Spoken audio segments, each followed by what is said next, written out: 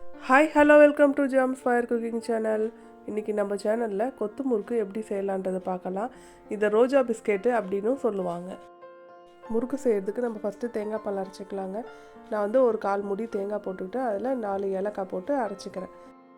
1 cup தேங்காய் பால் வர மாதிரி அரைச்சி எடுத்துக்கோங்க. இந்த கொத்து முறுக்கு செய்கிறதுக்கு மைதா மாவு 1 கப் எடுத்துக்கலாம். அதுக்கப்புறம் அரிசி மாவு 1/2 கப் எடுத்துக்கலாம். அடுத்தது 1/4 டீஸ்பூன் உப்பு சேர்த்துக்கோங்க. இப்போது 2 டேபிள் ஸ்பூன் சர்க்கரை சேர்த்துக்கலாம். இப்போ நல்லா மிக்ஸ் பண்ணி விட்டுட்டு நம்ம தேங்காய் பால் எடுத்து வச்சுருக்கோம் இல்லைங்களா, அதை கொஞ்சம் கொஞ்சமாக ஊற்றிட்டு நல்லா கலந்து விட்டுக்கோங்க.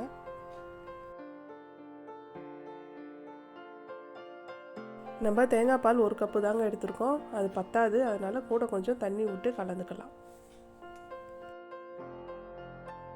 நான் வந்து மாவு ரெடி பண்ணுறதுக்கு முன்னாடியே வானலில் எண்ணெய் ஊற்றி வச்சுருக்கேங்க. இந்த அச்சு வந்து பாத்திரம் கடையில் விற்கும். நான்ஸ்டிக் வந்து கோட்டிங் கொடுத்ததுங்க. நீங்கள் இதில் வாங்கி முறுக்கு செஞ்சிங்கன்னா நல்லா ஒட்டாமல் வரும். இந்த முறுக்கு அச்சியை வந்து வானலில் அப்படியே போட்டுட்டிங்கன்னா அதுவும் சேர்ந்து ஹீட் ஆகும் போது நம்ம முறுக்கு செய்யும் போது ஈஸியாக இருக்கும். மாவு பாருங்கள், இந்த பதத்துக்கு கலந்து எடுத்துக்கோங்க. இந்த மாதிரி கொஞ்சம் தண்ணியாக இருந்தால் தான் வந்து அந்த அச்சில் வந்து மாவு ஒட்டும். நீங்கள் வந்து எண்ணெயை மீடியம் ஃப்ளேம்லேயே வச்சுக்கோங்க. இப்போ வந்து நம்ம முறுக்கு செய்கிறதுக்கு ஆரம்பிச்சிடலாம். இப்போ முறுக்கு செஞ்சிடலாம். அந்த அச்சியை எடுத்துகிட்டு வந்து பாதி அளவுக்கு மாவு துவைக்கிற அளவுக்கு வச்சுட்டு எடுத்து வானலில் விடுங்க. நீங்கள் வந்து ஃபுல்லாக வந்து விட்டிங்கன்னா மாவு மேலெலாம் ஆயிடுச்சுன்னா முறுக்கு வந்து அந்த அச்சியை விட்டு வெளியில் வராது. நம்ம கொஞ்சம் நேரம் எண்ணெயிலே வச்சுட்டுங்க இந்த மாதிரி ஷேக் பண்ணிங்கன்னா முறுக்கு வந்து தனியாக வந்துடும் அச்சியை விட்டு.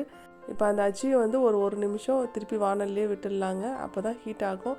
ஹீட் ஆனதுக்கப்புறம் நல்லா எண்ணெயை வந்து எடுத்து உதறிட்டு மாவில் பாதி அளவு முழுகிற அளவுக்கு நினச்சிக்கோங்க. கொஞ்சம் நேரம் வச்சிங்கன்னா திக்னஸ் வரும். ஏன்னா ஹீட் இருக்குது இல்லைங்களா, அதனால் வந்து மாவோடைய லேயர் வந்து கொஞ்சம் திக்காக பிடிக்குங்க. அதுக்கப்புறம் நம்ம எடுத்து எண்ணெயில் விட்டுடலாங்க. வச்சதுக்கப்புறம் இந்த மாதிரி ஷேக் பண்ணிவிட்டு எடுத்திங்கன்னா ஈஸியாக வந்துடும். முறுக்கை இந்த மாதிரி கம்பி வச்சு திருப்பிட்டிங்கன்னா ஈஸியாக வருங்க. ஆனால் வந்து நம்ம 2 முறுக்கு போடுறதுனால ஒன்றோட ஒன்று ஒட்டாமல் பார்த்து எடுங்க. இங்கே பாருங்கள், நல்லா கோல்டன் ப்ரௌன் கலரில் முறுக்கு நல்லா வெந்திருக்கு. பாருங்கள், முறுக்கோடைய ஷேப் நல்லா சூப்பராக வந்திருக்கு. அவ்வளவுதாங்க, கொத்து முறுக்கு செஞ்சு முடிச்சாச்சு. இந்த முறுக்கு உங்களுக்கு பிடிச்சிருந்ததுன்னா செஞ்சு சாப்பிட்டு பார்த்துட்டு கமெண்ட் பண்ணுங்கள். நம்ம ஜம்ஸ் ஃபயர் குக்கிங் சேனலுக்கு சப்ஸ்கிரைப் பண்ணுங்கள்.